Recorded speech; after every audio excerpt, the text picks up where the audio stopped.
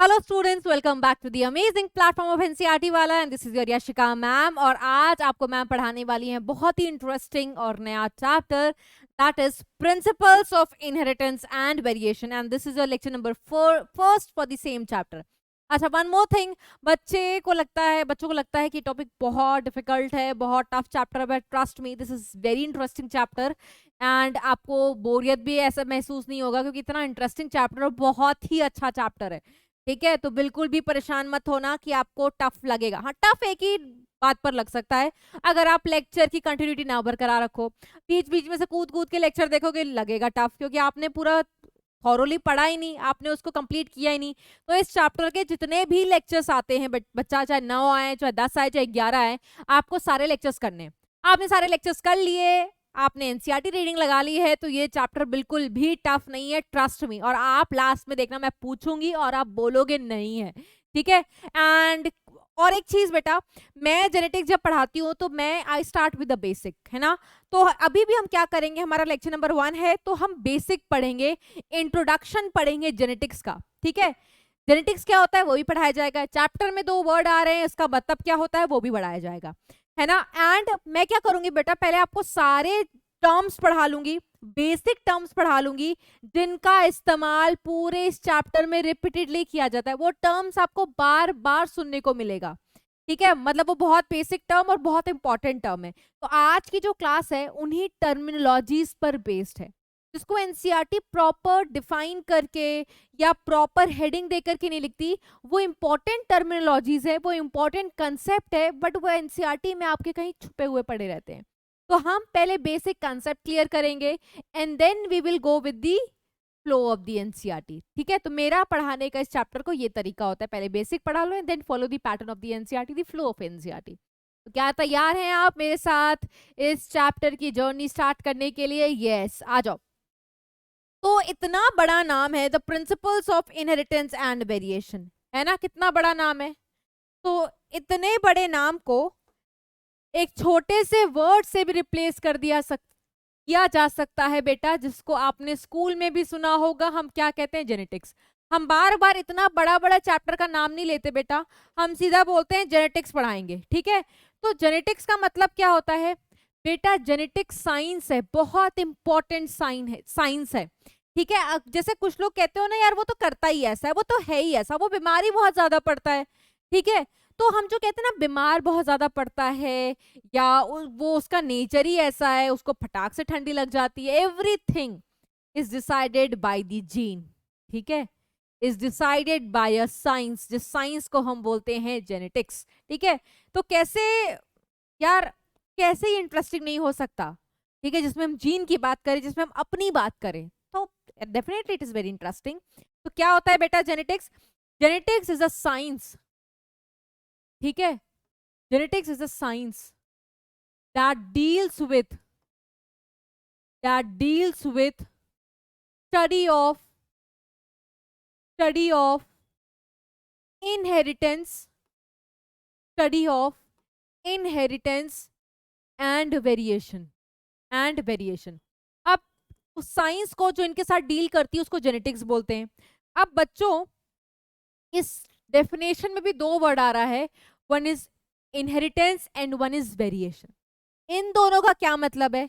Inheritance का मतलब क्या होता है बेटा? इनहेरिटेंस को हम डिफाइन करते हैं ट्रांसफर, जो फिनोमिना होता है ट्रांसफर ऑफ ट्रेड्स का, the phenomena of transfer of traits from one generation from one generation to other,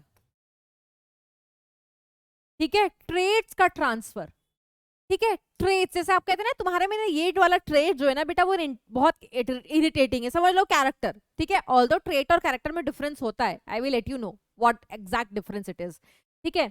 तो जैसे हम ट्रेड की बात कर रहे हैं, तो यार मम्मी पापा से आपके में ट्रेड्स कैरेक्टर ट्रांसफॉर्म नहीं होते। अभी मैं इसको ट्रेड्स कह लेती हूँ या कैरेक्टर्स कह लेती हूँ, तो क्या मम्मी पापा से आपके में कैरेक्टर्स का ट्रांसफर नहीं होता? होता है ना। कैरेक्टर्स का मतलब क्या होता है बेटा? फीचर्स। फॉर एग्जाम्पल,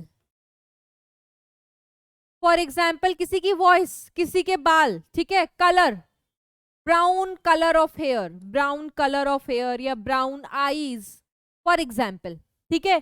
तो ट्रांसफर होता है ना कैरेक्टर बेटा, मम्मी से पापा से बच्चों में, एक जनरेशन से दूसरे जनरेशन में। इसी फिनोमिना को हम इनहेरिटेंस कहते हैं, इसी चीज को हम इनहेरिटेंस कहते हैं, हेरिट करना। कहते हैं ना तुम्हें ये प्रॉपर्टी अपने मम्मी पापा से मिली है, तुमने ये प्रॉपर्टी इनहेरिट की है।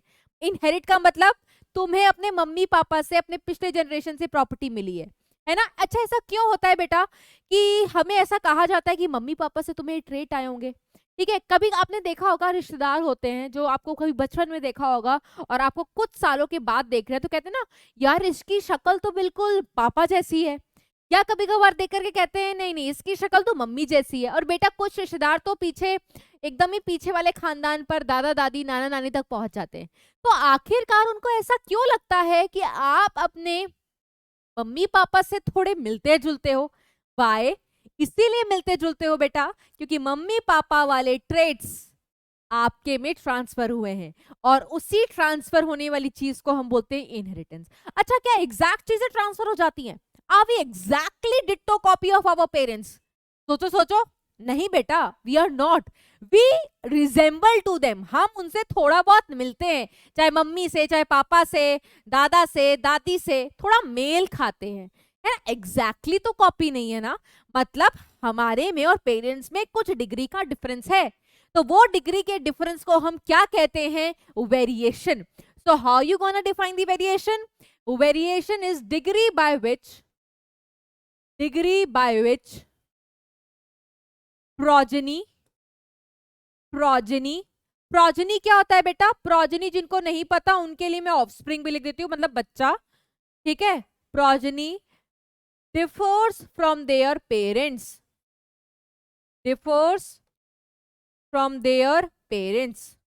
तो देखो इस चैप्टर में दो वर्ड आए थे, दोनों को हमने समझ लिया, ठीक है। और ये जो साइंस इन सब के साथ डील करता है that is genetics. Genetics a very big science, very important science and very interesting science.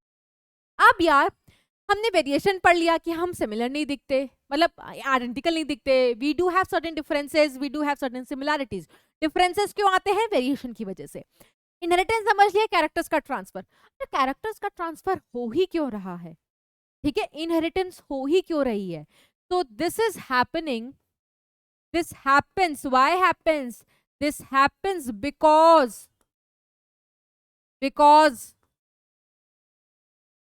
there is expression of gene, there is expression of gene, ठीक है। क्योंकि जीन का एक्सप्रेशन होता है बेटा जनरेशन टू जनरेशन, ठीक है।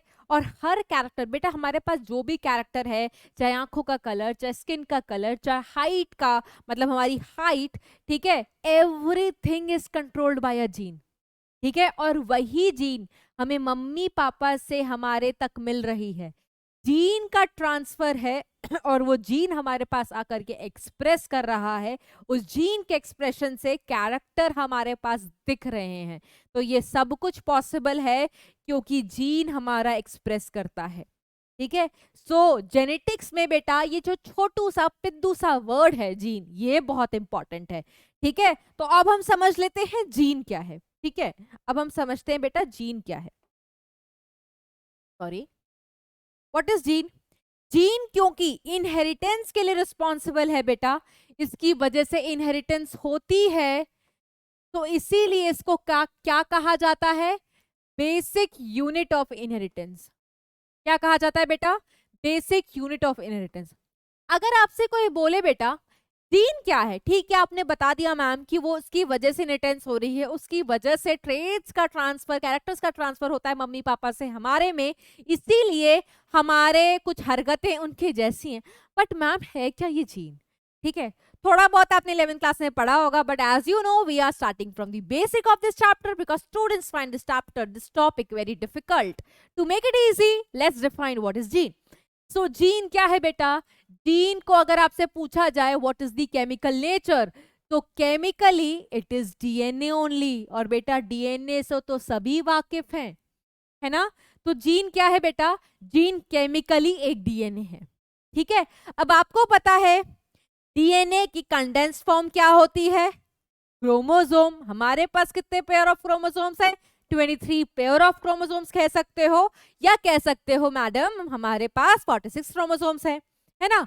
तो अगर आपसे पूछा जाए, चलो आपने जान लिया जीन केमिकली तो वो एक डीएनए है, अगर आपसे पूछा जाए जीन प्रेजेंट कहाँ होता है, तो जीन इज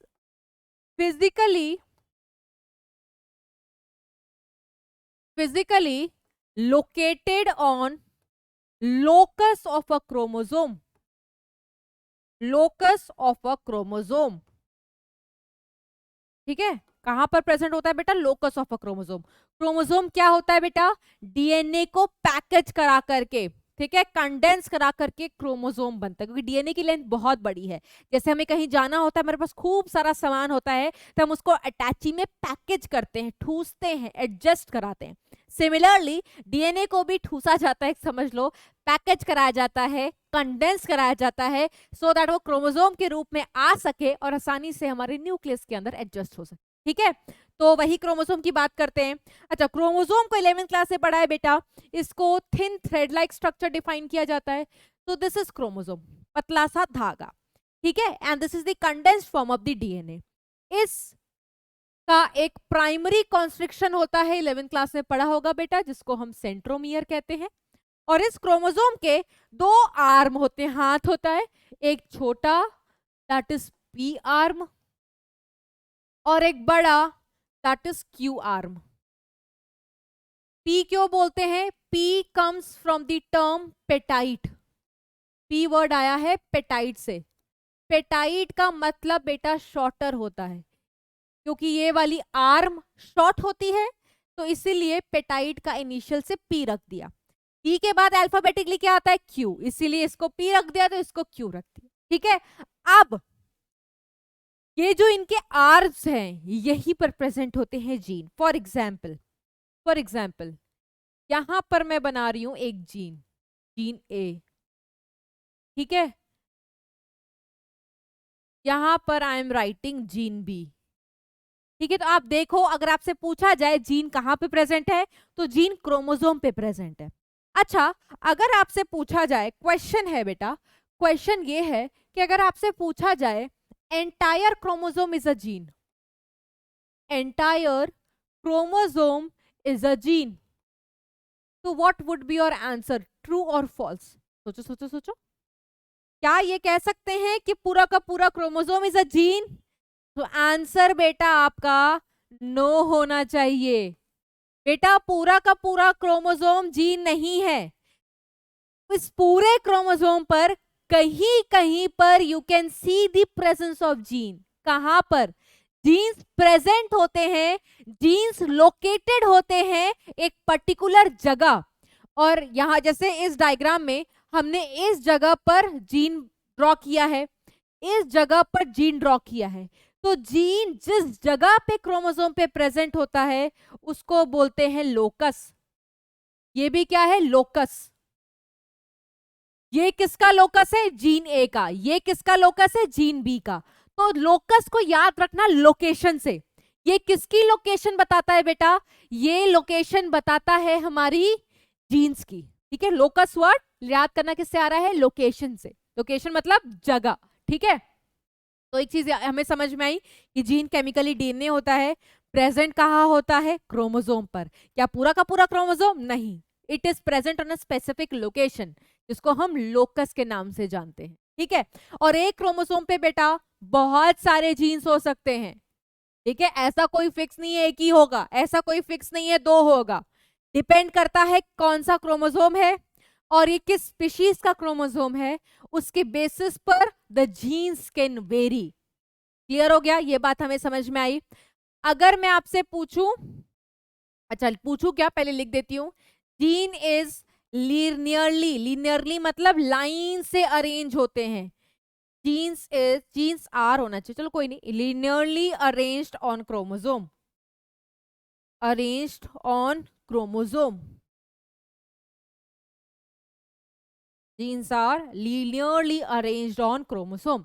यहां तक सबको बात समझ में आई? Okay, very good.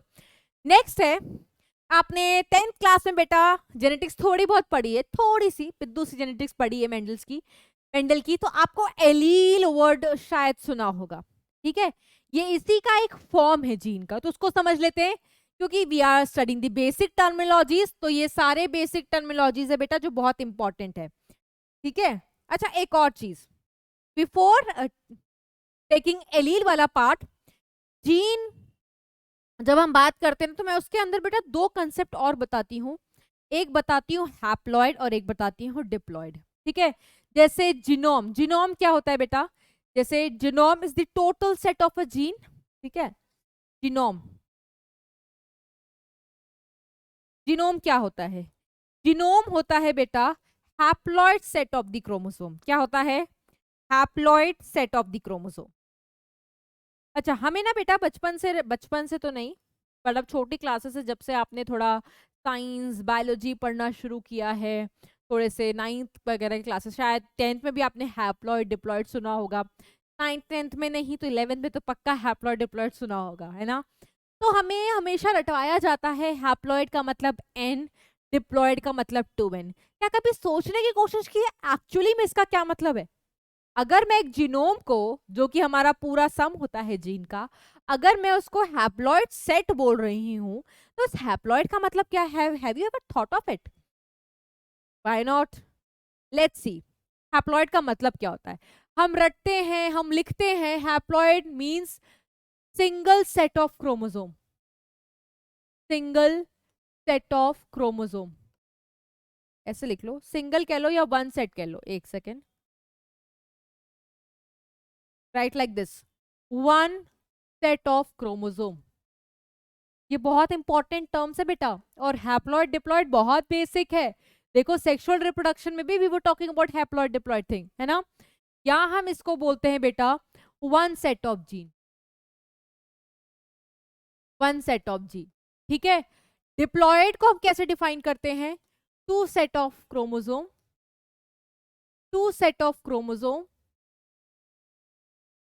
या हम क्या कहते हैं बेटा, two set of gene, two set of chromosome, या हम क्या कहते हैं, टू सेट ऑफ जीन, ठीक है। जैसे फॉर एग्जाम्पल बेटा, फॉर एग्जाम्पल मैंने यहाँ पर एक सेल बनाया है, ठीक है। दोनों में मैं एग्जाम्पल लेती हूँ, पहले एग्जाम्पल लूंगी हैप्लॉइड का, फिर लूंगी डिप्लॉइड का। कब हम कहते हैं डिप्लॉइड, ये देखो, दिस इज क्रोमोसोम 1, ठीक है। यहां पर क्रोमोसोम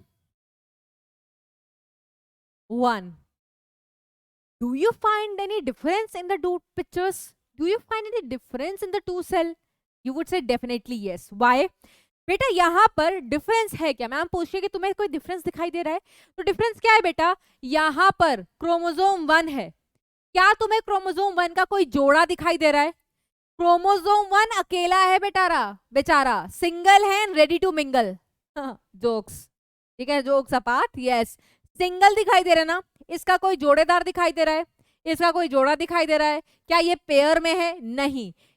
यू कैन सी बेटा ये क्रोमोसोम 1 प्रेजेंट इन इट्स, बेटा प्लस एंटी लिखती हूं, उसका मतलब प्रेजेंट होता है, present in its one set,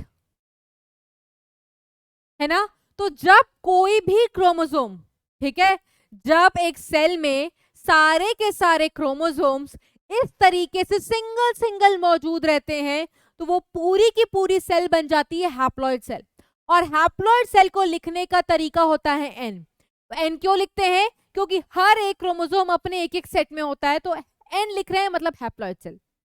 यहाँ पे देखो, यहाँ पर देखो बेटा, एक धागा क्रोमोसोम 1 का, दूसरा धागा भी क्रोमोसोम 1 का, क्रोमोसोम 1 अपने अकेले नहीं है, जोड़ेदार में मौजूद है, पेयर में मौजूद है, सेट्स में मौजूद है, तो आप देखो, ठीक है। तो इसीलिए लिखते हैं प्रेजेंट इन पेयर। जैसे कभी आपने सोचने की कोशिश की है कि हमें डिप्लॉयड क्यों कहते हैं, ह्यूमंस आर डिप्लॉयड ना, मानते हो ना, क्योंकि हमारे सेल में जितने भी क्रोमोसोम मौजूद हैं, चाहे क्रोमोसोम 1 हो, चाहे क्रोमोसोम 2, 3, 4, 5, 6, 7, 8, 9, 10, सारे जोड़े में मौजूद हैं, सारे सेट्स में मौजूद हैं, सारे पेयर्स में मौजूद हैं, ठीक है। दैट इज वाई हमारा सेल डिप्लॉयड है, we are made up of diploid cell, that is why we are diploid organism. ठीक है, तो जब क्रोमोसोम्स ऐसे मौजूद हों तो हम उनको क्या कहते हैं बेटा, हम उनको कहते हैं डिप्लॉयड। और डिप्लॉयड को कैसे लिखते हैं बेटा, 2n। अब मैडम आपसे पूछती हैं बेटा, कुछ सेल बना रही हैं एंड बेटा ये आपके लिए होमवर्क होगा, ठीक है, और आपको बताना है इनमें से कौन सी सेल हैप्लॉयड है, कौन सी डिप्लॉयड। ठीक है, ये ए सेल है, कमेंट करके बताना होगा बेटा, क्योंकि मैडम आपको पता है देखती हैं। ये सी सेल है, ये डी सेल है और ये ई सेल है। ठीक है, यहां पर मैडम बना रही हैं, ये देखो,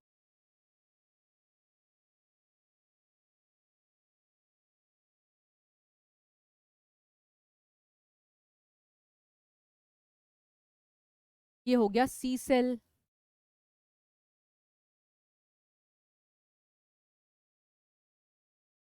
देखिए भाई, पहचानना आया भी या नहीं आया, ठीक है, या बस एवं ही मुझे लग रहा है कि तुम्हें समझ में आ रहा है। तो मैडम टेस्ट तो करेंगी ना बच्चों, तो मैडम क्या कर रही है बेटा, आपको कुछ कंडीशंस दे रही है डिफरेंट सेल्स की, और आपको बताना है इसमें से कौन हैप्लॉयड है, कौन डिप्लॉयड है, क्या सारे के सारे हैप्लॉयड हैं या सारे के सारे डिप्लॉयड हैं। सारे हैप्लॉयड, सारे डिप्लॉयड, हैप्लॉयड डिप्लॉयड, तो you have to tell me, this is your homework. ठीक है, होमवर्क करना है बेटा, और होमवर्क का आंसर कैसे बताओगे, होमवर्क का आंसर कमेंट करके बताओगे। ठीक है जी, यस। अब हैप्लॉयड डिप्लॉयड समझ लिया, तो we will talk about alleles. Alleles क्या होते हैं, एलील्स को हम कैसे डिफाइन करते हैं बेटा, alleles are different molecular forms, different molecular forms, different molecular forms of same gene.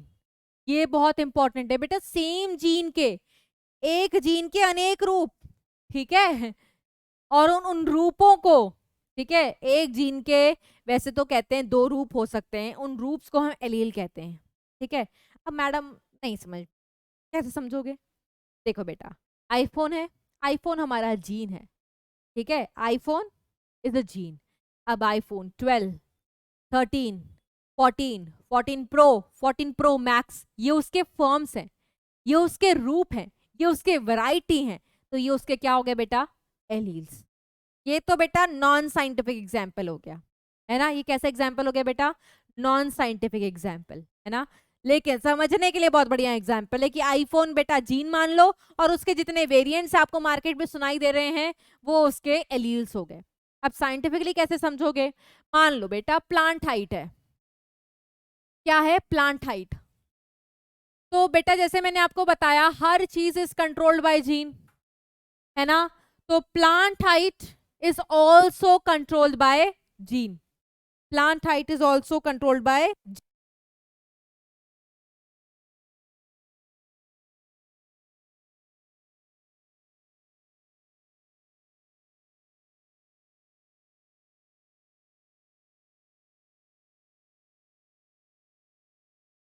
आया, यस यस यस, तो क्या बताया था बेटा, every character is controlled by a gene, है ना। तो प्लांट हाइट भी है ना, प्लांट हाइट क्या है बेटा, उसका कैरेक्टर, ठीक है, किसका कैरेक्टर, प्लांट का कैरेक्टर, तो प्लांट हाइट है कैरेक्टर, ठीक है, तो इस ये भी कौन कंट्रोल करता होगा, controlled by a gene, controlled by a gene. Clear हो गया। अब हमने क्या बोला, जीन के बहुत रूप हो सकते हैं, उनको एलील्स बोलते हैं। जैसे अब ये तो प्लांट हाइट, कैरेक्टर क्या हो गया बेटा, प्लांट हाइट। अगर मैं आपसे पूछूं एक कैरेक्टर में और ट्रेट में फर्क क्या है, यस यस, क्या फर्क है बेटा, तो कैरेक्टर और ट्रेट में फर्क ये होता है, जैसे प्लांट हाइट एक कैरेक्टर है, अब आपकी मतलब प्लांट की हाइट टॉल आ रही है डॉर्फ, तो टॉल या डॉर्फ ये क्या हो गया बेटा, उसके ट्रेट। जैसे हम अपनी बात करें, हम अपनी बात करें ह्यूमन की हाइट, ह्यूमन हाइट, तो ह्यूमन हाइट भी बेटा एक कैरेक्टर है। अब ह्यूमन की हाइट टॉल आ रही है, एवरेज आ रही है, शॉर्ट आ रही है, ये उसका क्या हो गया, ट्रेट हो गया। ठीक है, जैसे फॉर एग्जाम्पल फ्लावर का कलर, ये क्या है बेटा, ये कैरेक्टर है। अब फ्लावर कलर रेड है, पिंक है, वाइट है, ऑरेंज है, ये उसके क्या हो गए, ट्रेड्स। जैसे स्किन कलर, स्किन कलर एक कैरेक्टर हो गया। अब कोई गोरा है, फेयर है, ठीक है, कोई इंटरमीडिएट है, या किसी का कॉम्प्लेक्शन डार्क है, तो वो क्या हो गया बेटा, ट्रेट। ठीक है, तो every character is controlled by a gene. ठीक है, अब जैसे यहां पर मैंने बोला कैरेक्टर, तो इसके दो ट्रेड्स हैं, टू ट्रेड्स पॉसिबल। कौन से दो ट्रेड्स पॉसिबल हैं बेटा, एक टॉलनेस वाले और एक डॉर्फनेस वाले। क्लियर है, तो टॉलनेस का अपना एलील होगा और डॉर्फनेस का अपना एलील होगा। ठीक है, कोई टॉल आ रहा है उसके लिए अपना एलील, डॉर्फ आ रहा है उसके लिए अपना एलील। तो देखो जीन एक ही है, कौन सा जीन, प्लांट हाइट वाला जीन है ना, बट क्योंकि उसके दो ट्रेट्स हैं, you will have two alleles for it. तो that is why we say एक ही जीन के दो रूप हो सकते हैं, दो फॉर्म हो सकते हैं controlling a trait, and that particular thing is called as allele. जब आप और डिटेल में पढ़ोगे और चीजें क्लियर हो जाएंगी, है ना। अब अलील्स के ना बेटा बहुत टाइप्स होते हैं। ठीक है, एक होता है मल्टीपल एलील। मल्टीपल एलील क्या होता है, कब हम बोलते हैं जीन हैज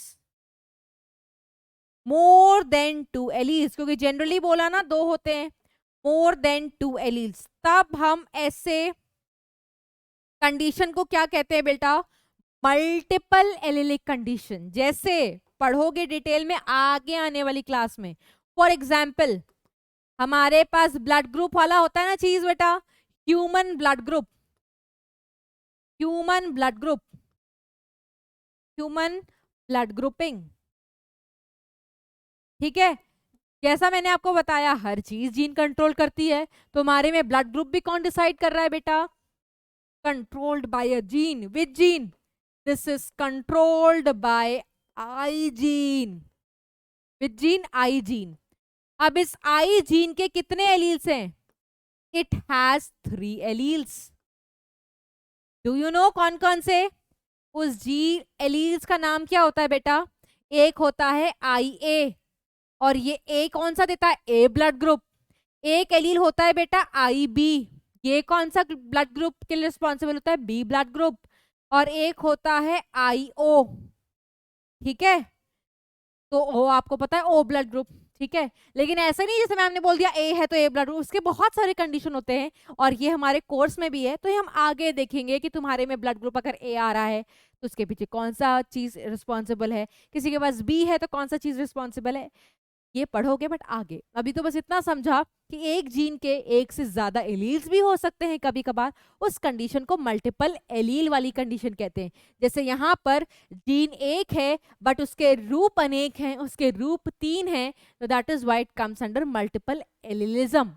ठीक है, मल्टीपल एलील्स कहा जाता है इनको, क्या कहा जाता है बेटा, मल्टीपल एलील्स, क्या कहा जाता है, मल्टीपल एलील्स। ठीक है, अब और क्या चीजें होती हैं ये देखो, नेक्स्ट हम पढ़ेंगे कब एलील डोमिनेंट हो सकता है, कब एलील रेसेसिव हो सकता है। जैसे हमारे घर में भी बेटा, जैसे मम्मी पापा में से आपने देखा होगा कोई एक डोमिनेंट होता है, ठीक है, जिनकी ज्यादा चलती है। तुम्हारे भाई बहन में भी एक ऐसे होते हैं जिनकी ज्यादा चलती है घर में, जिनकी ज्यादा सुनी जाती है। नो मैटर वॉट, आपकी आवाज कितनी तेज हो, मानी उन्हीं की जाएगी घर में। वो कैसे बंदे हैं बेटा, डोमिनेंट बंदे, है ना। सिमिलरली हमारे पास भी कुछ ऐसे एलील्स होते हैं ऑर्गेनिज्म में जो उनकी ही चलती है, वही एक्सप्रेस करते हैं। ठीक है, उन्हीं का फिनोटाइप आता है। तो डोमिनेंट एलील क्या हो जाते हैं बेटा, allele which expresses itself, which expresses itself in all condition, जो हमेशा एक्सप्रेस करते हैं such alleles are known as dominant alleles. बेटा आपने अपने फ्रेंड ग्रुप में भी देखा होगा, कुछ फ्रेंड जो हमारा सर्कल होता है, फ्रेंड सर्कल, उसमें से कोई ना कोई एक बंदा ऐसा होता है जो पूरे ग्रुप को चला रहा होता है ना? वही डिसाइड करता है पार्टी कहाँ करनी है, वही डिसाइड करता है आज क्या करना है। ऐसा होता है कि नहीं होता है? बिल्कुल होता है। अगर अपने ग्रुप में नहीं देखो तो किसी और के ग्रुप में देखा होगा।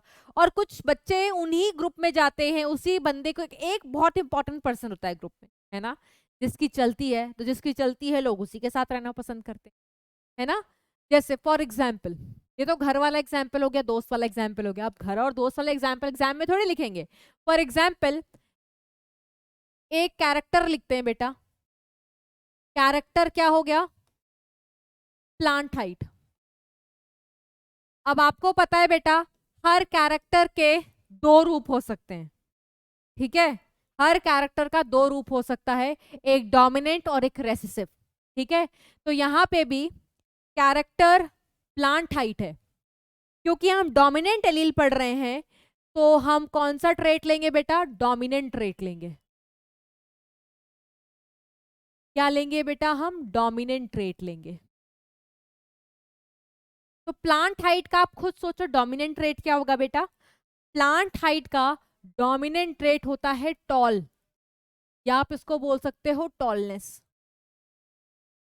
आपको पता है बेटा, अगर आपको एलील को लिखना है, जैसे बेटा आप फिजिक्स पढ़ते हो, आप केमिस्ट्री पढ़ते हो, आप बहुत सी चीजें फॉर्मूला के फॉर्म में लिखते हो, है ना? जैसे आप कंप्यूटर पढ़ते होगे तो कोडिंग होती है चीज, तो कोड देख करके आप समझ जाते हो कि क्या कहना चाहते हैं, है ना? सिमिलरली जब हम जेनेटिक्स की बात करते हैं ना बेटा, हमें भी कोड इस्तेमाल करना पड़ता है। वो कोड होते हैं अल्फाबेट्स, वो कोड होते हैं लेटर्स। हम बार बार जी नहीं लिखते, हम बार बार इतना बड़ा बड़ा एलील नहीं लिखेंगे, हमें कोड वर्ड का इस्तेमाल करना पड़ता है। ऐसे समझो, ठीक है, लेमैन भाषा में ऐसे समझो, हमें कोड वर्ड का इस्तेमाल करना पड़ता है। जैसे तुम्हारे दोस्तों में कोडिंग चलती है ना? जैसे हम सब्जेक्ट्स में कोडिंग की बात करते हैं, अगर एफ लिखते हो समझ जाते हो फोर्स है, ठीक है, एम लिखते हो समझ जाते हो मास है, ठीक है? तो ऐसी बहुत सारी चीजें आप कोडिंग करते हो, ठीक है? कंप्यूटर में बहुत सारा कोडिंग लैंग्वेजेस होती हैं बेटा। सिमिलरली जेनेटिक्स में भी कोडिंग है। जेनेटिक्स की भाषा किस में लिखते हो आप? अल्फाबेटिकल लेटर्स में। जैसे आपको बताया बेटा मैंने, एलील्स को लिखते हैं हम, ठीक है, रिप्रेजेंट करते हैं with the help of letters, with the help of alphabets. तो टॉलनेस को जब रिप्रेजेंट करना होता है, it is represent by letter capital T. आप अगर कैपिटल टी आपको किताब में मिल रहा है तो वो कैपिटल टी क्या दर्शा रहा है बेटा? वो कैपिटल टी टॉलनेस को दर्शा रहा है। अच्छा, कैपिटल और स्मॉल का भी फर्क होता है। अगर कोई लेटर कैपिटल है, ठीक है, अगर कोई लेटर कैपिटल है बेटा, तो समझ जाना कि ये जो अलील है, this Aleel is a dominant अलील। ये लिखने का तरीका है बेटा, ये रूल है। अगर यही स्मॉल टी होती तो आपको समझना पड़ता कि वो रेसेसिव की बात कर रहे हैं, ठीक है? आओ चलते हैं। तो डोमिनेंट एलील वो एलील होती है जो हमेशा एक्सप्रेस करती है। जैसे घर में मम्मी पापा में से किसी एक की चलना, हो सकता है कभी दोनों भी चलते हो, तो दोनों की चलती हो, उसके लिए भी एक कंडीशन होती है। You have to wait, you have to show some patience इस चैप्टर को समझने के लिए, ठीक है? दूसरी कंडीशन क्या होती है? अच्छा, एक और चीज, डोमिनेंट एलील हमेशा हम किससे लेते हैं बेटा? डोमिनेंट लेटर वाले अल्फाबेट से। ऐसा बाई कन्वेंशन कहते हैं। रेसेसिव का मतलब क्या होता है बेटा? Allele which is not expressed which is not expressed in the presence of which is not expressed in the presence of dominant allele, which is not expressed in the presence of dominant allele। जैसे यार घर में भाई बहनों में अगर एक भाई की चल रही है, तुम भले बोल रहे हो बट तुम्हारी बात मानने वाला कोई नहीं है बेटा, तुम्हारी चल ही नहीं रही है। क्यों? क्योंकि तुम्हारे भाई की चल रही है या तुम्हारी बहन की चल रही है, किसी एक की चल रही है ना, तो उस टाइम पे तुम्हारी कैसे चल सकती है बेटा? ठीक है, तुम्हारी नहीं चल रही, तुम्हें दबा दिया गया है, तुम्हें सप्रेस कर दिया गया है, ठीक है, तो तुम कैसे बन गए हो? तुम रेसेसिव बन गए हो। ऐसे एलील्स भी होते हैं जिनकी चलती वलती तो है नहीं, किसके प्रेजेंस में नहीं चलती है बेटा? डोमिनेंट एलील के प्रेजेंट में, जैसे फॉर एग्जांपल बेटा आपको कहीं टूर पे जाना है, ठीक है, आपको टूर पे जाना है। अब फॉर एग्जांपल तुम्हारे घर में, for example I am saying, एक कंडीशन दे रही हूँ बेटा कि पापा की चलती है, for example I am saying कि पापा की चल रही है, ठीक है। अब मम्मी को तुम बहुत कन्विंस कर लेगे, है ना, लेकिन पापा अगर चाहेंगे तभी तुम घूमने जा सकोगे, होता है ना ऐसा। लेकिन पापा ने अपना डिसीजन ले लिया, नहीं मैं कोई पॉकेट मनी नहीं दूंगा, कोई घूमने वूमने नहीं जाना है। जैसे ही पापा हटे लिविंग रूम से, जैसे ही पापा हटे, तुमने मम्मी के सामने इतना इमोशनल अत्याचार किया कि मम्मी को, वैसे मम्मी की चलती नहीं थी, लेकिन तुमने मम्मी को इतना इमोशनल अत्याचार किया कि मम्मी अंत में मान गई तुम्हें भेजने के लिए। मम्मी जब डोमिनेंट के साथ थी बेटा, एक्सप्रेस नहीं कर पा रही थी, तो मम्मी उस टाइम पे क्या थी बेटा, रेसेसिव। तो रेसेसिव कभी डोमिनेंट के सामने एक्सप्रेस नहीं कर पा रहा था, लेकिन अगर रेसेसिव अकेला है तभी एक्सप्रेस कर सकता है, डोमिनेंट के साथ एक्सप्रेस नहीं कर सकता, अकेला तो एक्सप्रेस कर सकता है। तो ये बात हम लिखेंगे, क्या लिखेंगे बच्चों, क्या लिखेंगे कि रेसेसिव अकेला एक्सप्रेस कर सकता है, ठीक है, फटाफट लिख लेते हैं बेटा। तो रेसेसिव एलील को डिफाइन करेंगे प्रॉपरली, वो तो कर लिया है, एक और लाइन लिखेंगे, कैन एक्सप्रेस ओनली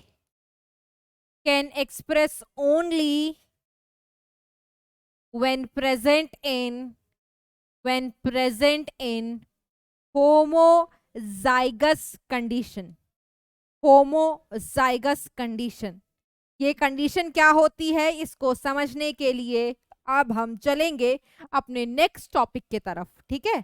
लेकिन चलने से पहले इसका भी एग्जाम्पल तो दे दूं। क्या एग्जाम्पल है, वही एग्जाम्पल लेते हैं बेटा, वही कैरेक्टर लेते हैं। कौन सा कैरेक्टर, प्लांट हाइट, ठीक है। और हर कैरेक्टर का बेटा ट्रेट होता है, it can be the dominant और it can be the recessive. तो क्योंकि हम रेसेसिव का एग्जाम्पल ले रहे हैं, तो ट्रेट भी क्या होगा बेटा, रेसेसिव ट्रेट, ठीक है। अब रेसेसिव ट्रेट क्या होगा, ड्वार्फ, ठीक है। तो रेसेसिव ट्रेट क्या होगा बेटा, ड्वार्फ, या आप लिख सकते हो ड्वार्फनेस। और this is how you gonna represent, मैंने बताया था ना बेटा, यहां पर आपको कोड के इस्तेमाल करने पड़ते हैं। तो इसको कैसे लिखते हैं बेटा, it is represented by small letter, ठीक है। और कुछ भी स्मॉल लेटर नहीं लिख सकते बेटा। अच्छा, तुमने लग रहा होगा कि मैम क्योंकि यहाँ पर टॉल में टी आ रहा था तो आपने कैपिटल टी लिख दिया, समझ में आता है, बट मैम यहाँ पर डॉर्फ में डी आ रहा है तो स्मॉल डी लिखो, ये सोच रहे होगे ना, बट मैं स्मॉल टी कतई नहीं लिखूंगी, मैं तो लिखूंगी स्मॉल टी। क्यों, अगर आप बेटा इतने मल्टीपल लेटर्स का इस्तेमाल करोगे ना, it would be very confusing, आपको समझ में नहीं आएगा किस लेटर, मतलब कौन सा लेटर कौन से ट्रेड को बता रहा है।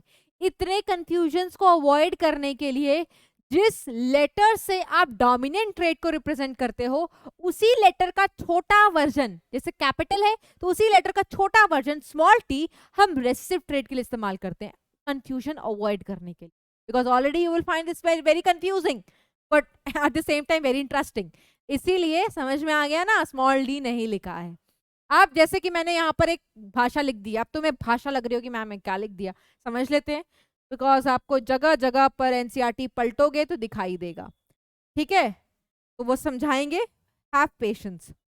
अब एलील्स को लिखते कैसे, एलील समझ लिया डोमिनेंट हो सकते हैं, एलील समझ लिया रेसेसिव हो सकते हैं, बट लिखोगे कैसा, लिखना ही तो बहुत बड़ा कलाकारी है जेनेटिक्स में। देखो मान लो ये क्रोमोसोम है, दिस इज क्रोमोसोम, मान लो ये क्रोमोसोम 1 है बेटा, मैं क्रोमोसोम 1 लिख रही हूँ, इसका मतलब ये नहीं है कि ऐसा ही होता है, मैं एग्जाम्पल के लिए क्रोमोसोम 1 का एग्जाम्पल ले रही हूँ, है ना। Again I am writing chromosome 1, ठीक है। 3 कंडीशंस दिखा रही हूँ, तो 3 कंडीशंस के लिए मैंने 3 बार क्रोमोसोम 1 लिख लिया है, ठीक है। एक बार ये हो गया कंडीशन, ठीक है, एक बार ये कंडीशन हो गई और एक बार ये कंडीशन हो गई। ये तीनों कंडीशन बेटा क्या है, कैसी है, डिप्लॉयड है। क्यों, ये भी डिप्लॉयड है, ये भी डिप्लॉयड है, ये भी डिप्लॉयड है, क्योंकि क्रोमोसोम 1 यहाँ पे भी जोड़े में है, यहाँ पे भी जोड़े में, यहाँ पे भी जोड़े में। कोई भी क्रोमोसोम अपने जोड़े में मौजूद हो तो वो डिप्लॉयड कंडीशन डिनोट करता है, ठीक है। ओके, जैसे यहां पर अगर मुझे एलील्स को अरेंज करना है, अरेंजमेंट के 3 तरीके हो सकते हैं। क्या हो सकता है? यहां पर डोमिनेंट हो, यहां पे भी डोमिनेंट हो सकता है यहां पर डोमिनेंट हो, यहां पर उसका छोटा भाई प्रेजेंट हो, रेसेसिव। हो सकता है यहाँ पे छोटा भाई हो और यहाँ पे भी छोटा भाई हो। यही तो पॉसिबिलिटी बनती है ना। और कोई पॉसिबिलिटी बन रही है? नहीं बन रही है, ठीक है। बनेगी तो आगे बता देंगे, अभी तो बेसिक पढ़ रहे हैं तो यही बन रही है। अगर दो डोमिनेंट डोमिनेंट साथ में है बेटा, तो कैपिटल टी का मतलब टॉलनेस, तो यहां पर क्या आएगा? टॉल लिख सकते हो, टॉलनेस लिख सकते हो। अगर इस प्रकार के एलियंस का अरेंजमेंट है प्लांट हाइट वाले कैरेक्टर के लिए, तो प्लांट की हाइट कैसी आएगी? टॉल। अगर इस प्रकार का अरेंजमेंट है तो प्लांट की हाइट कैसी आनी चाहिए? देखो, टी तो टॉलनेस देगा, स्मॉल टी डॉर्फ देगा, बट बेचारा ये तो रेसेसिव है ना, ये मम्मी ये पापा। मम्मी बेचारी एक्सप्रेस नहीं कर पाती, मम्मी थोड़ी इमोशनल होती है ना, तो मम्मी तो एक्सप्रेस कर ही नहीं पा रही क्योंकि पापा मौजूद है, डोमिनेंट वाला मौजूद है। वाइसी वर्सा भी हो सकता है बेटा, मैं एग्जांपल ले रही हूँ, वाइसी वर्सा भी चलता होगा, ठीक है। तो स्मॉल टी बेचारा रेसेसिव है बेटा, और अगर वो डोमिनेंट के साथ है तो अपने आप को कभी एक्सप्रेस नहीं कर पाएगा। तो किसकी चलेगी? इसकी चलेगी। और प्लांट हाइट क्या आएगा? टॉल आएगा, ठीक है। अगर अब क्या होगा देखना बेटा, यहां पर भी स्मॉल टी, यहां पर भी स्मॉल टी, रेसेसिव है दोनों साथ में बेटा, डोमिनेंट है ही नहीं। अब रेसेसिव वाले की चल सकती है? बिल्कुल चल सकती है, ठीक है। इसको क्या बोलोगे आप? इसको बोलोगे, अब ये एक्सप्रेस कर जाएगा डॉर्फ। तो यहां पर एक प्लांट की हाइट बड़ी आएगी, यहां पर भी प्लांट की हाइट बड़ी आएगी, ठीक है। बट यहां पर प्लांट की हाइट क्या आएगी बेटा? छोटी आएगी। क्यों? क्योंकि एलील्स छोटे वाले हैं, एलील्स रेसेसिव वाले हैं। तो इससे आप क्या बता रहे हो बेटा? अगर आप एक प्लांट को देख रहे हो और बोल रहे हो प्लांट बड़ा है, प्लांट छोटा है, तो प्लांट का मॉर्फोलॉजी तो बता रहे हो। तो अगर तुम्हें कोई देख करके बोले तुम्हारी हाइट बड़ी है, बहुत अच्छी हाइट है, या तुम्हारी हाइट एवरेज है, तुम्हारी हाइट ठीक ठाक है, तो क्या दर्शा रहा है? तुम्हारे मॉर्फोलॉजी को दर्शा रहा है। मॉर्फोलॉजी का मतलब क्या होता है? एक्सटर्नल फीचर, है ना। तो बाहरी रूप को हम क्या बोलते हैं बेटा? फिनोटाइप। क्या बोलते हैं? फिनोटाइप। तो ये सब किसके अंदर आ जाता है? ये सारा चीज क्या है बेटा? एक सेकेंड, तो और थोड़ा कट रहा है तो इसको नीचे लिख लेते हैं। तो ये जब हम टॉल बोलते हैं, डॉर्फ बोलते हैं, तो ये क्या डिनोट करती है बेटा? ये डिनोट करती है फिनोटाइप। फिनोटाइप मतलब फिजिकल एक्सप्रेशन। अब बाहरी रूप से कैसे दिखाई देते हो? Physical expression of organism. लेकिन इस फिजिकल एक्सप्रेशन को, इस फिनोटाइप को बेटा किसने कंट्रोल किया? इन जीन्स ने कंट्रोल किया ना, इन एलील्स ने कंट्रोल किया ना। तो हमने एक यहां पर कंडीशन पढ़ी कैपिटल टी कैपिटल टी, यहां पर कंडीशन पढ़ी कैपिटल टी स्मॉल टी, यहां पर क्या पढ़ी? Small T small T. तो ये क्या प्रोवाइड कर रहे हैं बेटा? ये इनको क्या कहोगे? इनको जीनोटाइप कहोगे। इनको क्या कहोगे? जीनोटाइप, ठीक है। तो what is genotype? Genotype is genetic makeup of an organism. Genetic makeup of an organism. इस प्लांट का देखो हाइट टॉल है, तो इसका जेनेटिक मेकअप कैसा है? Capital T capital T. इस प्लांट का भी हाइट टॉल आ रहा है, बट क्या जेनेटिक मेकअप सेम है? नहीं, इनके पास कैपिटल टी स्मॉल टी है। इस प्लांट की हाइट छोटी आ रही है क्योंकि इसका जेनेटिक मेकअप स्मॉल टी है। तो अगर आपसे कोई पूछा जाए, आप बाहरी रूप से जैसे दिखाई दे रहे हो, जैसे किसी का स्किन कलर जैसा है, किसी का हाइट जैसी, कौन है उसके पीछे? ठीक है, कौन है उसके पीछे बेटा? उसके पीछे जीन है। तो फिनोटाइप को कौन कंट्रोल करता है? It is controlled by genotype. It is controlled by genotype, ठीक है। एज वेल एज बेटा इन्वायरमेंट। मान लो आप फिजिकली अगर आपको कोई बाहर से देखे तो आप ये बहुत गोरे हो, फॉर एग्जाम्पल बहुत गोरे हो। गोरे क्यों हो? क्योंकि आपके पास उसका जेनेटिक मेकअप है, गोरा वाला जीन है आपके पास, फॉर एग्जाम्पल। बट क्या बेटा ये गोरा जो गोरापन है, कहीं घूमने जाओगे 1-2 महीने या 1 साल भर के लिए किसी ट्रॉपिकल कंट्री में ले लो, ठीक है, ऐसी जगह पर जहां बहुत भीषण गर्मी पड़ती है, आपका ये गोरापन ना बेटा टैन हो जाएगा। ठीक है, तो टैनिंग हो जाएगी, वो गोरापन मेंटेन नहीं रहेगा। तो किसी दूसरे कंट्री में चले गए आप, ऐसी कंट्री में जहां बहुत भीषण गर्मी थी, तो क्या आपका जीन भी चेंज हो गया क्या? जीन तो वही है जो इंडिया वाला था, जीन तो वही है जो गोरापन दे, बट जीन नहीं, एनवायरमेंट का इन्फ्लुएंस हुआ आपके ऊपर, है ना। तो फिजिकली जैसे भी हम बाहरी रूप से दिखाई देते हैं बेटा, जीनोटाइप तो डेफिनेटली बहुत इंपॉर्टेंट रोल प्ले करता है, but environment is also very important. तो फिनोटाइप हमने सीखा। फिनोटाइप क्या होता है बेटा? फिनोटाइप मतलब कोई ऑर्गेनिज्म बाहर से कैसा दिख रहा है।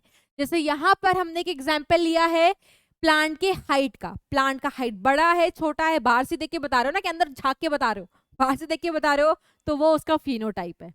ठीक है, हर फिनोटाइप के लिए कौन रिस्पॉन्सिबल है? जीनोटाइप।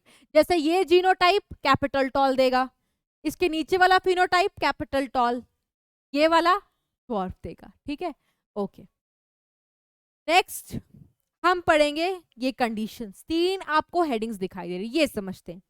इसके लिए भी what I am gonna do, I am gonna do the drawing part first. मैंने यहाँ पे एग्जांपल लिया क्रोमोसोम 1 के डिप्लॉयड सेट, यहाँ पे भी क्रोमोसोम 1। अब आप सोचोगे मैम आप बार बार क्रोमोसोम 1 क्यों ले रहे हैं? बेटा आप कुछ भी ले सकते हो, क्रोमोसोम 2 लिख लो, 3 लिख लो, 4 लिख लो, एग्जाम्पल के लिए समझ रहे हैं हम।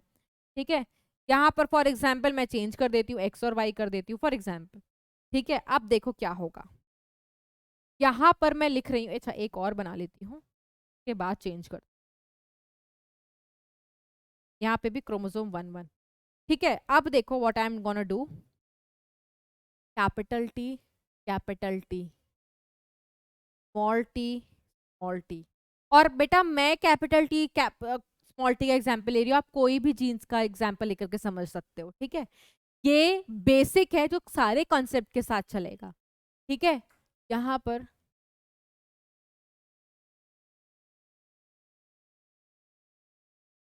ओके।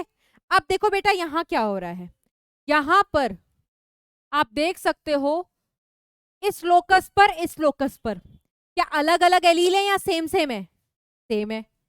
यहां पर भी देखो, दूसरा एग्जाम्पल जो लिया है, इस लोकस पर देखो और इस लोकस पर देखो, सेम सेम है या डिफरेंट है? सेम सेम है। इस कंडीशन में देखो, इस लोकस पर देखो, इस लोकस पर देखो, बेटा जीन की बात नहीं कर रहे, जीन तो दोनों सेम है। क्यों? क्योंकि ये वाला लोकस जीन हाइट को कंट्रोल कर रहा है, प्लांट हाइट, ये वाला भी लोकस प्लांट हाइट को कंट्रोल कर रहा है। तो जीन की बात नहीं कर रहे, एलील्स की बात कर रहे हैं, तो यहां पर डिफरेंट है ना। तो होमोजाइगस कब बोलते हैं बेटा? When identical allele present on both the locus. देखो यहां पर भी दोनों लोकस पर आइडेंटिकल है, यहां पर भी दोनों एलील्स आइडेंटिकल हैं, है ना। ऐसी कंडीशन को बेटा हम होमोजाइगस या प्योर कंडीशन कहते हैं। समझ में आया?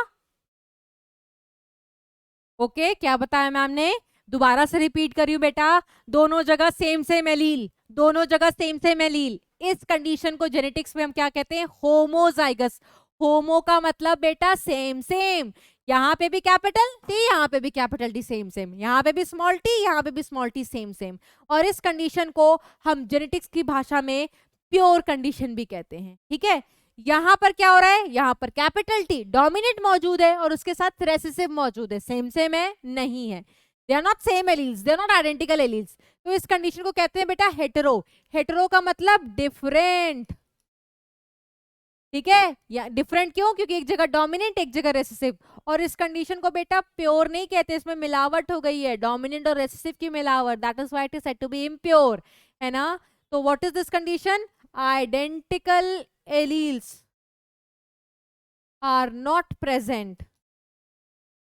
ठीक है, ऐसे लिख लो, at one locus dominant allele present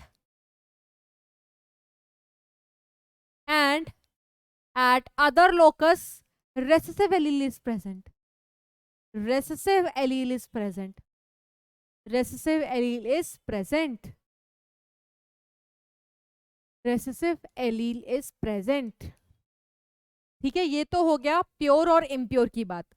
एक मैंने हेमीजाइगस लिखा हुआ है, ये भी आप आगे पढ़ोगे। इसमें क्या होता है बेटा, एक ही एलील मौजूद है, इसका पार्टनर देखो गायब, गायब, विलुप्त। Can you see any allele? No. ठीक है, only one allele is present at a locus, इसका दूसरा पार्टनर बेटा गायब। ठीक है, ऐसे कंडीशन को हेमीजाइगस बोलते हैं, ये भी आप आगे पढ़ोगे। ठीक है, अभी आप शुरुआत पढ़ोगे ना तो आपको ये कंडीशंस के नाम रिपीटेडली सुनाई देंगे। ठीक है, I hope this condition is clear to you. अब हम आगे क्या पढ़ेंगे बेटा, हम आगे पढ़ेंगे, अच्छा मैं आपको होमवर्क दे रही हूँ। होमवर्क है, आपको बताना है कहां पर मैंने प्योर लिखा है, कहां पर मैंने इम्प्योर लिखा है। अच्छा बेटा, एक और चीज बता दूं, मैं बार बार क्रोमोसोम बना करके एलील्स लिखूं, दिस इज नॉट नेसेसरी। आपको ये किताबों में भी नहीं मिलेगा। ये तो हम आपको समझा रहे हैं, इसलिए क्रोमोसोम के ऊपर जीन बना रहे हैं। जैसे इस कंडीशन को मैं सीधा कैपिटल टी लिख सकती हूँ। अगर कैपिटल टी कैपिटल देख रहे हो और देख रहे हो दोनों सेम सेम साथ में है, तो आपको पता चल जाना चाहिए प्योर है, ये होमोजाइगस कंडीशन है। मैं बार बार क्रोमोसोम के ऊपर ऐसी कंडीशन नहीं दिखाऊंगी। मैं इसको कैसे लिख सकती थी, स्मॉल टी, दोनों सेम सेम है, प्योर कंडीशन है। यहाँ पर भी बेटा मैं क्रोमोसोम के ऊपर आपको समझाने के लिए दिखाया, क्योंकि आपको पता है जीन्स क्रोमोसोम के ऊपर होते हैं, दैट मींस एलील्स क्रोमोसोम्स के ऊपर होते हैं।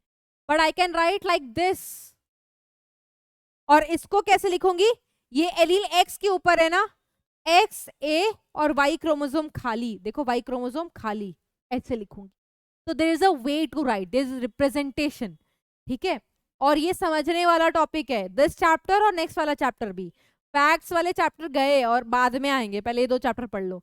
समझोगे, दिमाग लगाओगे बेटा तो ही समझ में आएगा। It's like a maths. Okay, और मैथ्स में से क्वेश्चन प्रैक्टिस करते हो ना, तो जेनेटिक्स के भी क्वेश्चंस प्रैक्टिस करने पड़ेंगे। मैं आपको बताऊंगी कौन से क्वेश्चन। ओके, अब देखो, तो आपको मैं होमवर्क दे रही हूँ, एक पहले होमवर्क दे चुकी हूँ, अब ये दूसरा होमवर्क है। आपको बताना है इसमें से कितने प्योर हैं, कितने इम्प्योर।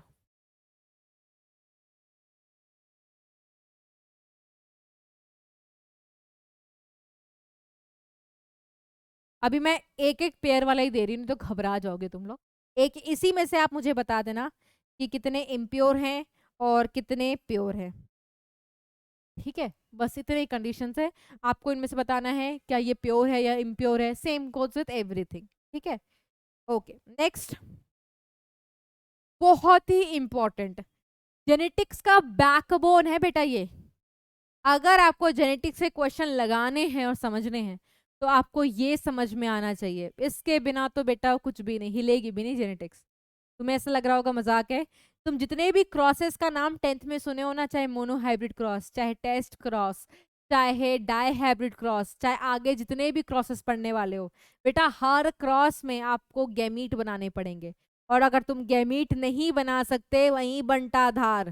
ठीक है, तो आप नहीं चाहते ना बंटाधार कराना अपना, तो गैमीट बनाना सीख लो, and you have to practice a lot. ठीक है, मैम क्वेश्चंस भी कराएंगी क्लास में, क्वेश्चंस करने के लिए भी देंगी, लेकिन अगर आप अपने से ट्राई ही नहीं करोगे बेटा, तो मैम भी कुछ नहीं कर सकती, फिर तो आपको ये कोई चैप्टर नहीं पढ़ा सकता है ना। यस, तो गैमीट फॉर्मेशन कैसे करोगे, सुनना। What gamete formation, gamete formation को हम बोलते हैं बेटा backbone of genetics. This is very important. अच्छा, अभी आपको एनसीईआरटी की रीडिंग नहीं लगानी है बेटा, क्योंकि अभी हम एनसीईआरटी ऐसे नहीं बता रही, एनसीईआरटी इन सारी चीजों को बीच बीच में पढ़ाई है, तो आपको ये टर्म्स बीच बीच में मिलेंगे, है ना। अब मैम जब आपको पढ़ाएंगे तो आप देखना, फिर आप एनसीईआरटी रीडिंग लगाना। ओके, तो बैकबोन ऑफ जेनेटिक्स, सबसे पहला पॉइंट मैं इसमें लिखूंगी, गेमीट्स आर ऑलवेज प्योर।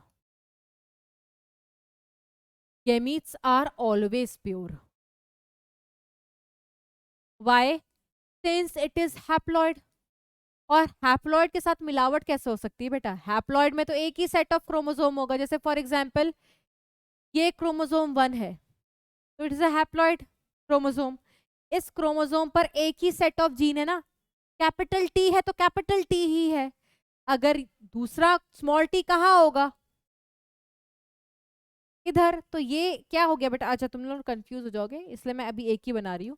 तो देखो यहाँ पर सिर्फ कैपिटल टी मौजूद है, इसका दूसरा पार्टनर स्मॉल टी मौजूद नहीं है, तो मिलावट का तो कोई चांस ही नहीं हुआ, तो that is why it is always pure.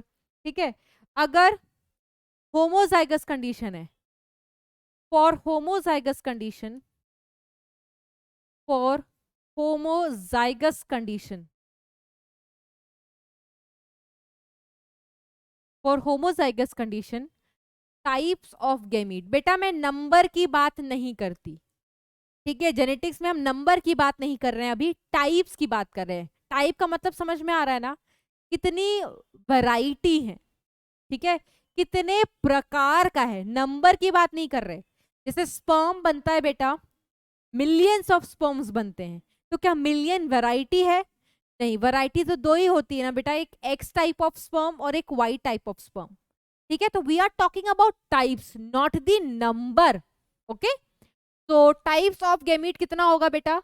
अगर होमोजाइगस कंडीशन है तो हमेशा एक ही प्रकार का गैमीट बनेगा। यू नो कैसे? Let's see. For example, for example capital T, ये एक प्योर कंडीशन है, मानते हो ना प्योर है, तो इसमें एक ही प्रकार का तो बन सकता है, कौन सा? सॉरी कैपिटल टी, और कोई टाइप बनेगा? नहीं बनेगा, ठीक है।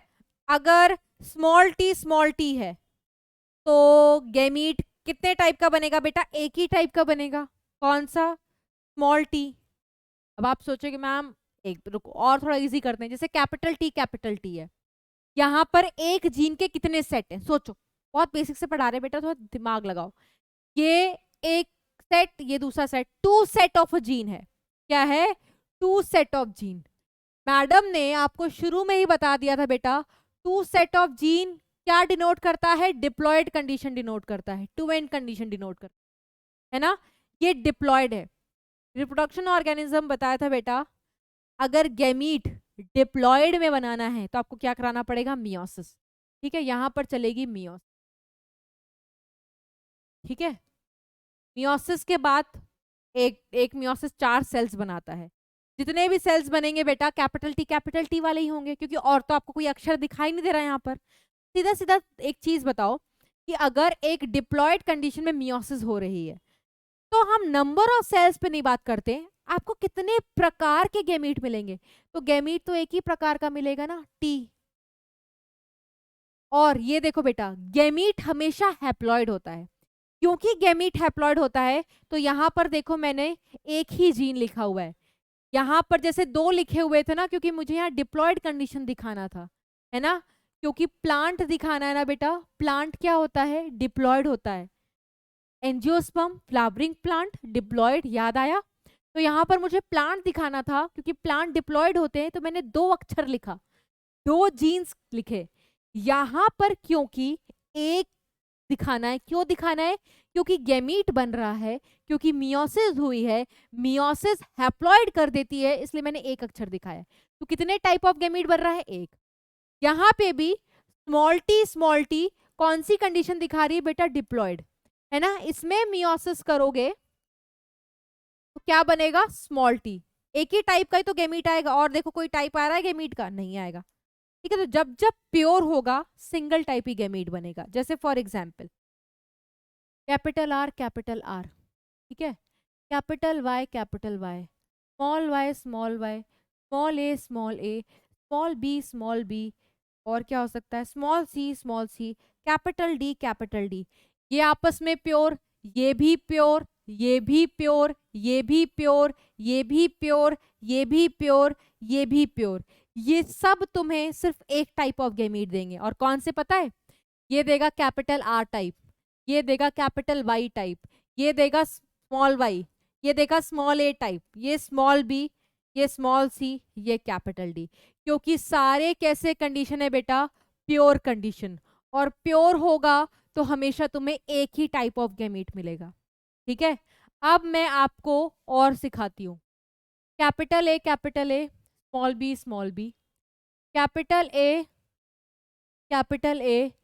स्मॉल बी, स्मॉल सी, ठीक है। और कैपिटल एक्स ऐसे नहीं, capital P, small Q, C, small D, small. मैं आपको कुछ मिनट दे रही हूँ बेटा, कुछ सेकंड्स दे रही हूँ, पहले आप ट्राई करो ये क्वेश्चन, ये क्वेश्चन, ये क्वेश्चन और ये क्वेश्चन। जेनेटिक्स में आपको पेन पेंसिल साथ लेकर के बैठनी और एक कॉपी। और आप मुझे बताओ पहले दूसरे तीसरे चौथे क्वेश्चन में कितना टाइप्स ऑफ गैमीट बनेगा? सोचो सोचो सोचो सोचो। I will give you 10 seconds.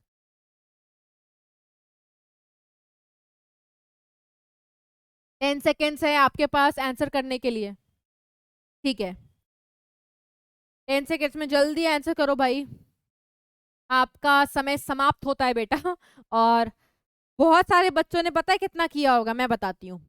यहाँ पर 2 पेयर है ना, तो तुमने लिखा होगा 2, ठीक है। यहाँ पर 3 पेयर है तो तुमने लिखा होगा 3। सेम यहाँ पे भी 2 पेयर है जीन्स का, यहाँ पे भी 2 पेयर है, तो इनमें दो किया होगा। अगर ऐसा किया है ना तो सरासर गलत है बेटा, ऐसा किया तो बिल्कुल सरासर गलत है बेटा। तुम्हें जोड़े काउंट नहीं करने हैं कि यहाँ पर एक जोड़ा, एक, ओहो व्हाट आई हैव डन। बेटा तुम्हें जोड़े काउंट नहीं करने हैं कि यहाँ पर एक जोड़ा और ये 2 जोड़े तो 2, यहाँ पर 3 जोड़े हैं जीन्स के तो 3। बेटा जोड़े नहीं काउंट करने, you don't have to count the pairs, what you have to count, क्या हर जोड़ा हर पेयर प्योर है? देखो देखो, ये आपस में ये वाला जोड़ा प्योर है, ये भी प्योर है, तो ओवरऑल क्या बन गया बेटा? Pure condition. तो प्योर है तो एक ही टाइप तो आएगा, एक ही टाइप आएगा, कौन सा? कैपिटल ए स्मॉल बी, ठीक है। यहां पर देखो एक जोड़ा, दूसरा जोड़ा, तीसरा जोड़ा, और सारे के सारे जोड़े प्योर हैं। और प्योर में क्या बताया था? एक टाइप ऑफ गैमीट बनेगा। कौन सा एक टाइप बनेगा बेटा? Capital A small B capital C, ठीक। यहां पर देखो एक जोड़ा ये, दूसरा जोड़ा ये भी प्योर है, ये भी प्योर है, तो यहाँ पे भी एक टाइप बनेगा, कौन सा? कैपिटल पी स्मॉल क्यू, एक ही टाइप, ठीक है। टाइप, एक ही टाइप में दोनों लेटर्स आ रहे हैं, ठीक है। ये मत सोचना 2 लेटर्स हैं तो 2 टाइप होना चाहिए, 3 लेटर्स है तो 3 टाइप, नो।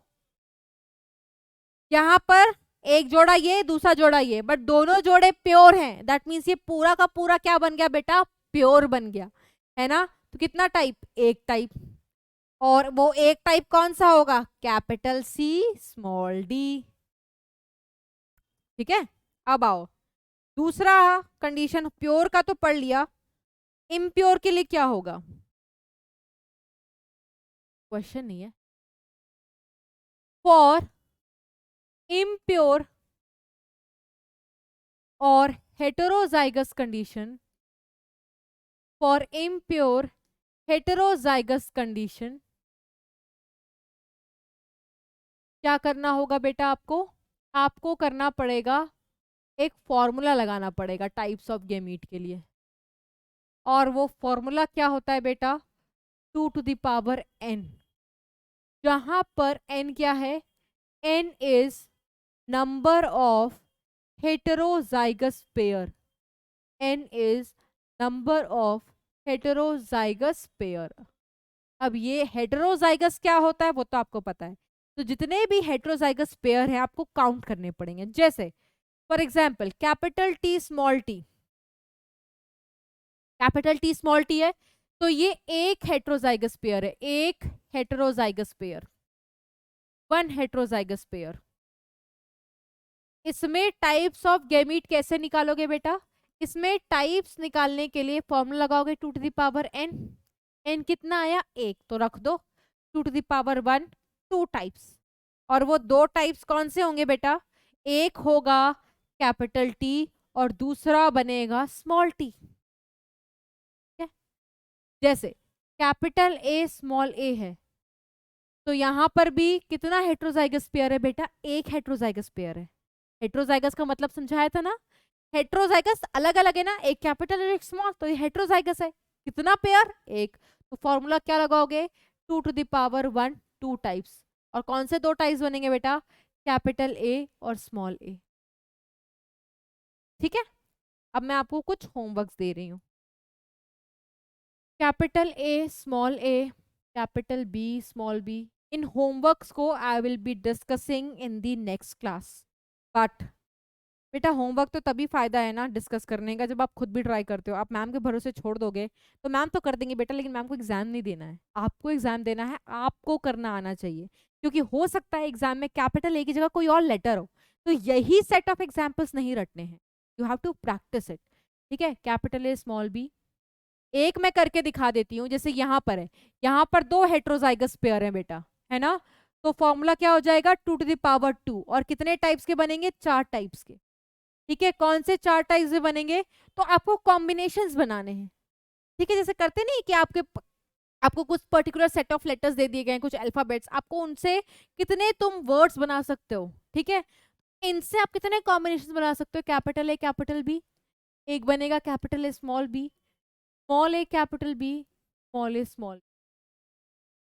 ठीक है, तो कितना देखो 4, प्रूफ भी हो रहा है कौन से 4 टाइप। ठीक है, तो अब आपको क्या करना है बेटा, आपको कुछ अब मैम एग्जाम्पल देने वाली।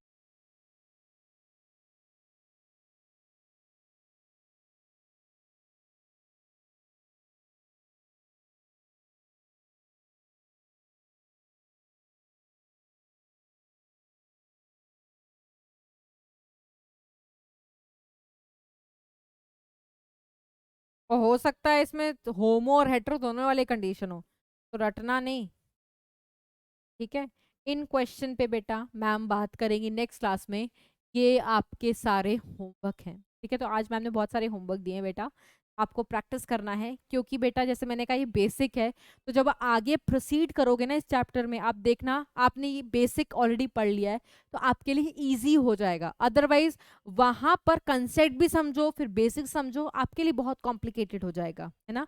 आपको ये बेसिक करने हैं, क्वेश्चंस लगाने हैं, होमवर्क लगाने हैं, फिर आना मेरा बेटा मैडम से नेक्स्ट लेक्चर में मिलने, अदरवाइज मत आना। ठीक है, और जैसा you know we gonna practice some of the questions.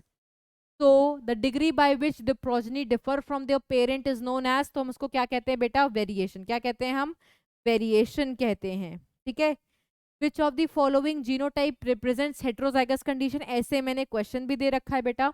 Same same है होमोजाइगस या प्योर, सेम सेम है छोटा छोटा होमोजाइगस, यहाँ पे भी same same capital capital homozygous. Hetero कौन हो गया बेटा, कैपिटल टी स्मॉल। ठीक है, नंबरिंग गलत हो गई है, क्वेश्चन नंबर 2 होना चाहिए। Anyways, next, how many types of gametes are possible from this diploid organism having genotype. अब देखो इससे कितना टाइप पॉसिबल है, तो यहाँ पर तो एक ही टाइप है हेट्रोजाइगस का, ओनली वन हेट्रोजाइगस पेयर। कितना हेट्रोजाइगस पेयर है बेटा, सिर्फ एक ही हेट्रोजाइगस पेयर है ना, तो फॉर्मूला में रख दो 2 to the power 1, और 2 कितना पॉसिबल है बेटा, 2 ही टाइप। अब आपकी क्यूरियोसिटी के लिए मैम बता दे कौन सा 2 टाइप, तो देखो कौन सा 2 टाइप पॉसिबल है। एक पॉसिबल है capital A capital B capital C, दूसरा कौन सा बनेगा, कौन सा कॉम्बिनेशन बनेगा, small A capital B capital C. अच्छा, आप सोच रहे होगे कि मैम यहाँ पर 1 2 3 4 5 6 दिए हुए हैं, ठीक है, आपने यहाँ पर 6 एलील्स हैं, यहाँ पर 3 क्यों लिखते हो, क्योंकि बेटा ये डिप्लॉयड है, डिप्लॉयड होने की वजह से ये वाला भी पेयर में है, ये वाला भी पेयर में है, ये वाला भी पेयर में है। ठीक है, ये भी जीन है, ये भी जीन है। ठीक है, 2 सेट ऑफ जीन, ये भी जीन, ये भी जीन, 2 सेट ऑफ जीन, ये भी जीन, ये भी जीन, 2 सेट ऑफ जीन। ठीक है, तो 2 set of gene diploid condition denote करता है। बट गैमीट में पूछा हुआ है, गैमीट क्या होते हैं बेटा, मियोसिस का रिजल्ट मतलब हैप्लॉइड। ठीक है, 1 सेट ऑफ जीन, तो इनका इन दोनों में से एक ही यहां पर लिखा है, दूसरा वाला दूसरे टाइप में लिखा है, इन दोनों में से एक ही यहां पर लिखा है। ठीक है, इन दोनों में से एक ही यहां पर लिखा है, दूसरा दूसरे टाइप में चला जाएगा अगर एग्जिस्ट करता होगा तो। ठीक है, next, which of the following genotype will produce 4 different types of gamete, 4 different types किसमें मिलेंगे, तो जिसमें ज्यादा नंबर ऑफ हेट्रोजाइगस पेयर हो। यहाँ पर तो कोई हेट्रोजाइगस पेयर ही नहीं है, क्यों, ये देखो no heterozygous pair, no heterozygous pair, no heterozygous pair, ये भी प्योर है, ये भी प्योर, ये भी प्योर, ये भी प्योर, ये भी प्योर, आपस में सारे प्योर हैं। ये ओवरऑल कैसी कंडीशन बन गई है बेटा, प्योर, इसमें कोई हेट्रोजाइगस जोड़ा है ही नहीं। इसमें देखो ये भी प्योर है जोड़ा, ये भी प्योर, ये भी प्योर, ये भी प्योर, कोई हेट्रोजाइगस कंडीशन।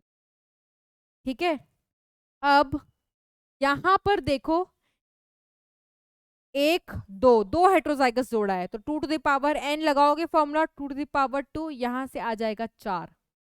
यहां पर एक ही हेट्रोजाइगस जोड़ा है, सबसे पहले वाला, तो 2 टू द पावर 1 आ जाएगा 2।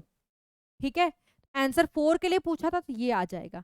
अच्छा, जब भी आप क्वेश्चन करते हो ना ऐसे, देखो हमेशा आपसे टाइप्स के नंबर पूछता है, कभी ये नहीं बोलता कि बता करके दिखाओ कितने, लेकिन आपको आना चाहिए बेटा, क्योंकि आपको सब्जेक्टिव पेपर लिखना है और आपको गैमीट्स लिखने के लिए भी आ सकते हैं, और लिखना पड़ेगा बेटा आपको जब आप आगे के एक्सपेरिमेंट्स और क्रॉसेस पढ़ोगे। जैसे यहां पर अगर आपसे 4 टाइप पूछा जाएगा तो आप लिख करके देखो कौन से 4 टाइप्स आएंगे।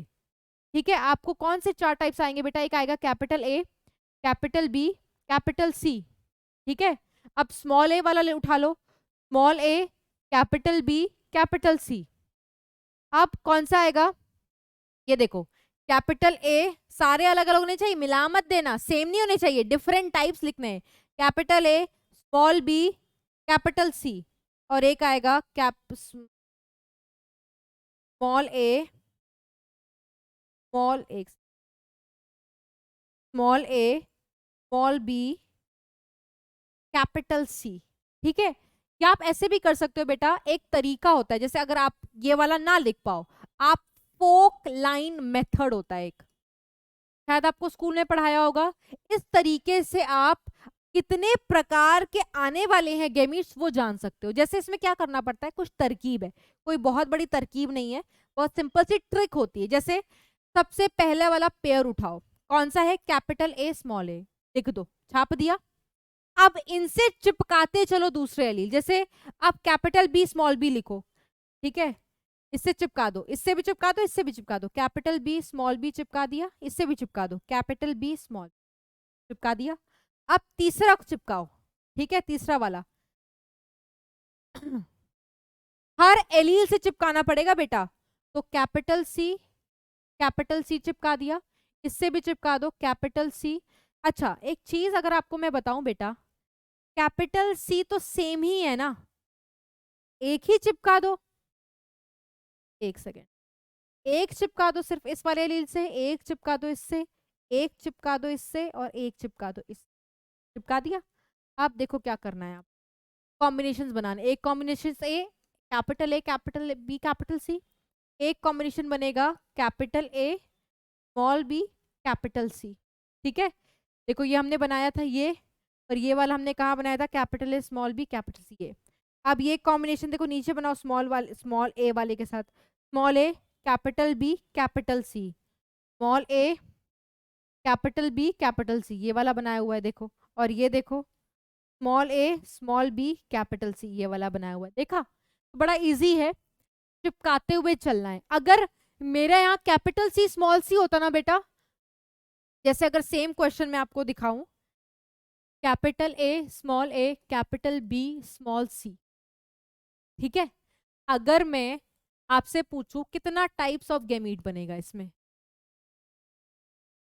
कितना टाइप्स ऑफ गैमीट बनेगा, एक जोड़ा ये, दूसरा हेट्रोजाइगस जोड़ा ये, तीसरा हेट्रोजाइगस जोड़ा ये, 3 हेट्रोजाइगस हो गए, तो 2 टू द पावर 3 8। हाय दैया, अब 8 डिफरेंट टाइप्स मैम कैसे देखें, बहुत बड़ी बात हो गई।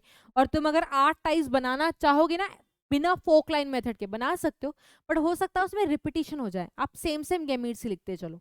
तो what you can use the trick is fork line method. can use the trick folk line method. What you gonna do? सबसे पहले एक जोड़े को पकड़ो, कौन सा जोड़ा, कैपिटल ए, स्मॉल ए, पकड़ लिया, बाकी जोड़े को इन एलील्स के साथ चिपकाने लगो। पहला जोड़ा क्या था, कैपिटल बी, स्मॉल बी, चिपका दिया इस एलील से, फिर इस वाले एलील से चिपका दो, कैपिटल बी, स्मॉल बी। अब दूसरा जोड़ा पकड़ो, दूसरे जोड़े को प्रीवियस वाले एलील से चिपकाते चलो, तो दूसरा जोड़ा कौन है, कैपिटल सी, स्मॉल सी, तो उसको इससे चिपकाओ, कैपिटल सी, इससे भी चिपकाओ, कैपिटल सी, इससे भी चिपकाओ, कैपिटल सी, स्मॉल सी, इससे भी चिपकाओ, कैपिटल सी। ठीक है, वहां पर क्योंकि सिमिलर था कैपिटल सी, तो मैंने सिर्फ कैपिटल सी लिख दिया। ठीक है, समझ में आ रहा है ना।